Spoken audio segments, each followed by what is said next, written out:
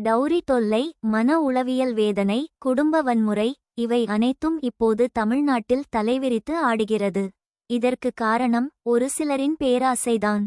இப்போ ஒரு பொண்ணு கல்யாணம் பண்ணிக்கிட்டு போயிட்டு அவங்க பூஜை அறையில் விளக்கு எதுவும் வைக்கிறதுக்கு முன்னாடியே அவங்க நகைகள் எல்லாம் தங்கமானு சரி பாக்குறாங்களோ, அவள் பொருளை ஆய்வு செய்றாங்களோ, அன்றே அந்த பெண்ணோட வாழ்க்கை இருளில் முழுக ஆரம்பமாகிறது. அந்த வீடு அந்த பெண்ணுக்கு பிறகாலத்திலே நரகமா மாறிதான் ஆகும். அது ஆச்சரியமல்ல.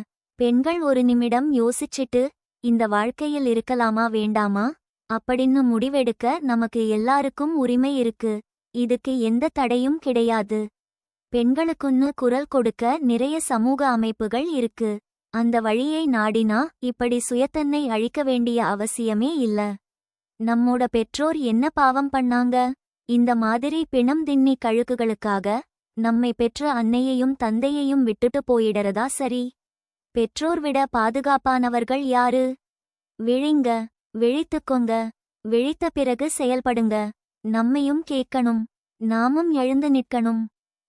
விலைமதிக்க முடியாத ஒரு உயிரை தகுதியற்றவர்களுக்கு ஆக இழக்க வேண்டாம்.